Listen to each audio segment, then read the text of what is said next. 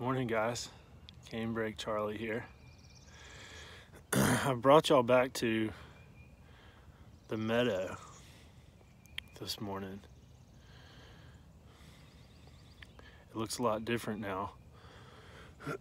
About a month has gone by since the burn, and you can see the little sprigs of grass and forbs growing up from underneath the burned sticks.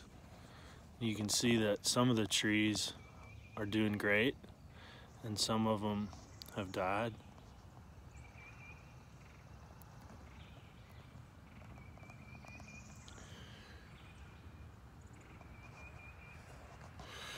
This ecosystem, this prairie meadow here on this hill, is a group of species that depend on fire. This ecosystem depends on fire.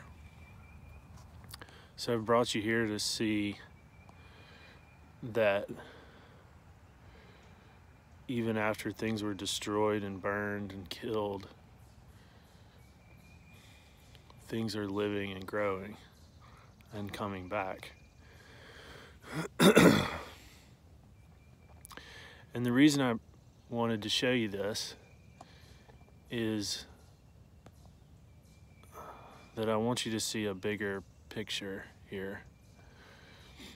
So this is not just a neat trick. Living systems healing themselves is a basic part of what living systems are. So they are systems that defend themselves. They're systems that, when they get damaged, they recover. And in fact, they depend on damage. They need damage. To show you what I mean, I'm gonna have to get a little abstract. But I'm gonna try to illustrate it for you. So you remember the yin yang? It was big in the 90s. It's a symbol that shows a circle. And on one side of the circle, it's black and it's got a little spot of white. And on the other side of the circle, it's white and it's got a little spot of black. And it shows a revolution, a movement around in a circle. And that was a cliched little symbol for a while in popular culture, but it's also an ancient symbol, and it expresses an idea that turns out to be deeply explanatory about living beings. And the idea is that everything in a living system is a circle. Everything goes somewhere and then it returns.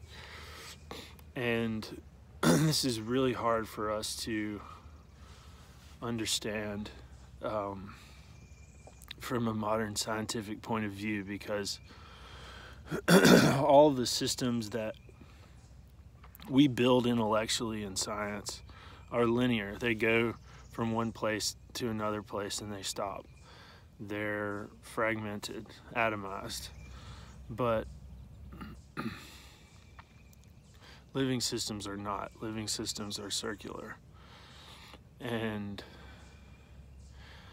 this has meant that living systems have remained a mystery to us. We have not learned what life is in science. We've learned how to manipulate it and how to change it, but we still haven't grasped what life is. So this meadow recovering from a burn is just one example of a living system reaching the bottom of a cycle and coming back up towards the top. The other end of the cycle is when this meadow regrows.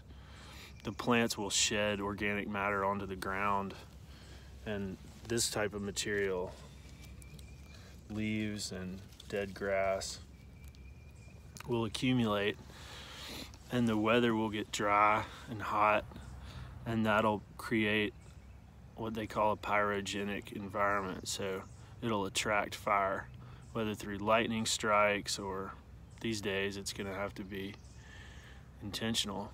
But but the system reaches an equilibrium by returning from where it came from. And if it doesn't return from where it came from, then it disintegrates and loses its integrity, and it drifts into another state. So in this case, this meadow, if it never burns, is going to grow up in bushes and trees, and eventually it's going to become a forest of species that are very different from the ones that live here now.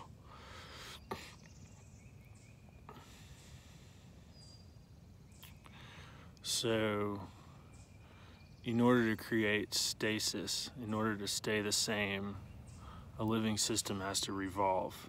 It has to revolve between two different states over and over and over.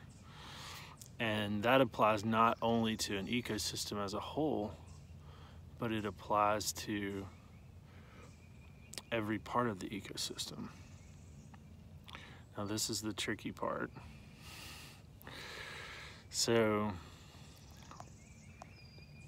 what you need to understand here is that a living system is a whole.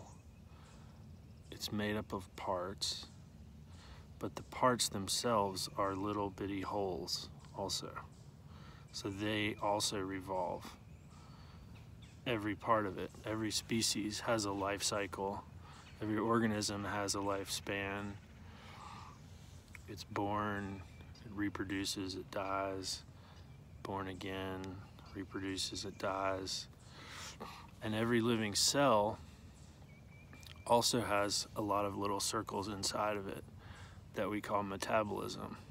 So it has little molecular pathways that create ATP and destroy it, or create proteins and destroy them. And it revolves in a circle between different states.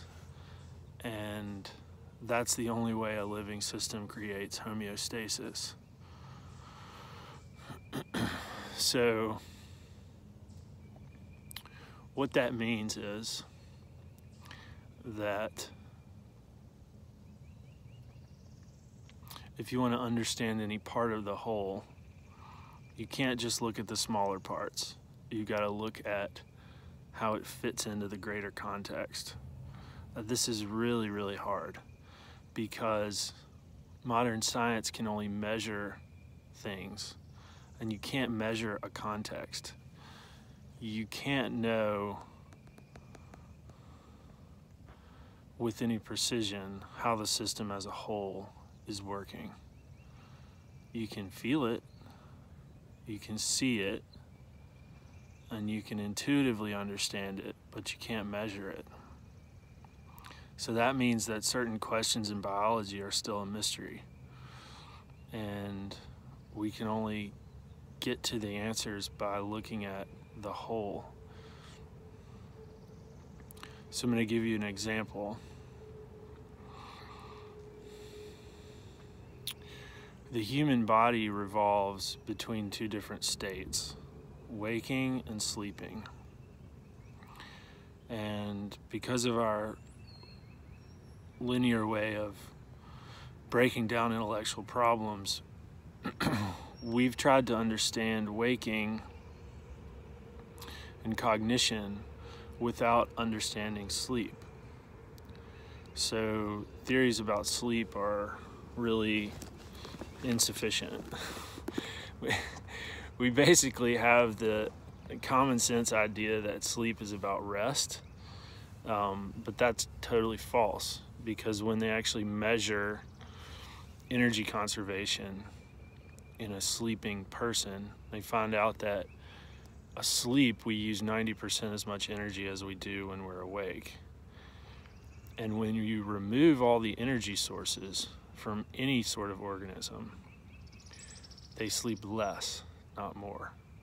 So that means that sleep is definitely not a state of energy conservation. Instead, what it appears is that sleep is a state of repair. It's a repair process.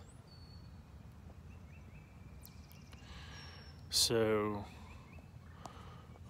what that means is that waking life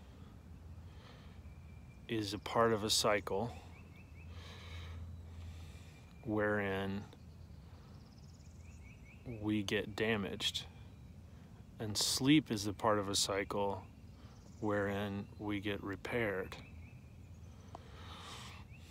For a linear way of thinking, this makes no sense. Why would an organism evolve to get damaged so badly that it has to become paralyzed and unconscious for a third of its life just to recover from the damage?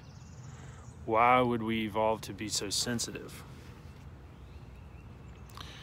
So, from a linear way of thinking, that makes no sense. But if you look at it from this perspective of being, of doing and undoing, of this circular nature of living beings, then you realize that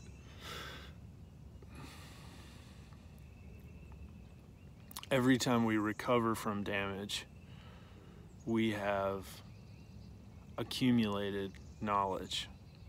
So sleep is inextricably bound up with knowledge.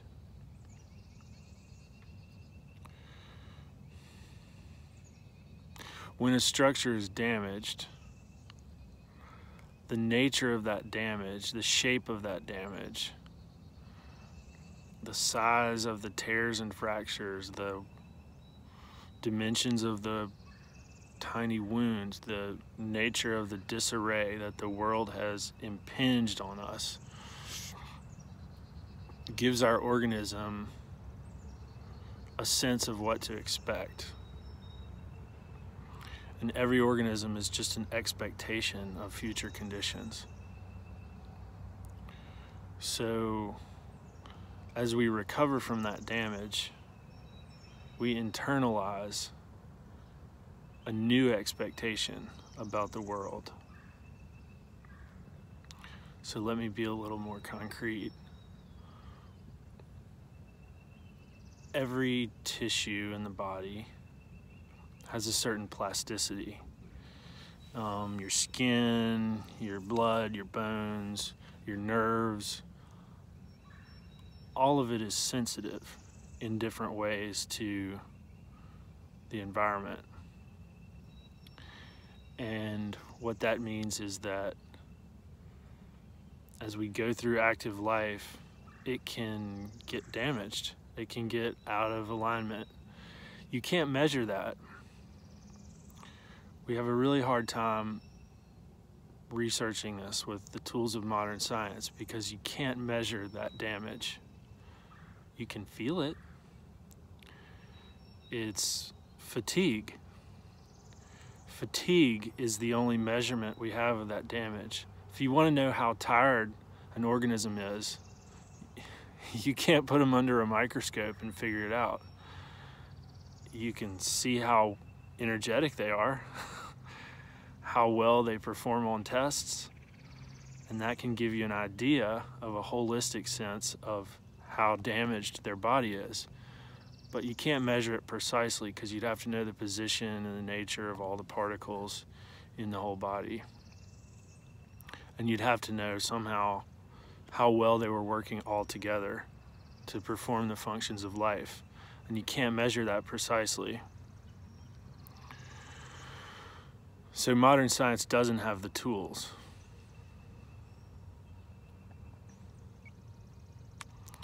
But